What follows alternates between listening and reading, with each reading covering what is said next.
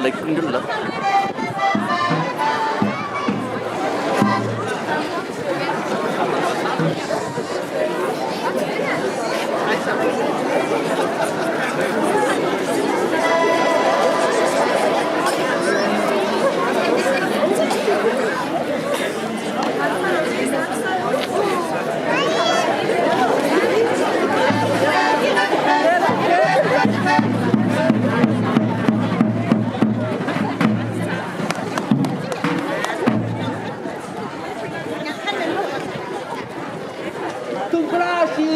Vavy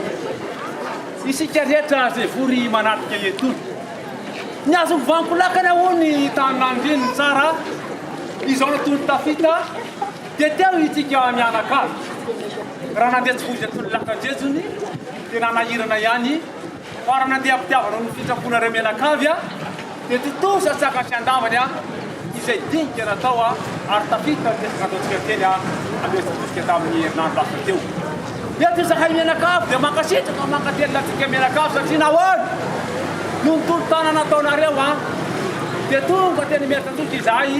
ka sady tsara nandroso no tsara miverina ankehitriny zay dia no mankasitraka ireo nanao tolo-tanana tamin'ireny fandehanana tentany reny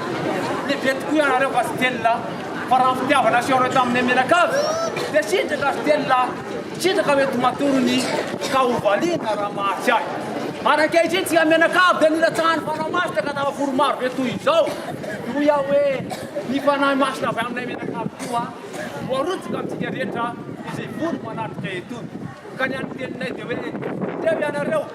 ianareo vava zay vava maikira ianareo sofy maikieno sy hoe laresaka tontolo vavy fa tonga dia oarosy dinika miainanareo tsiray avy sorareto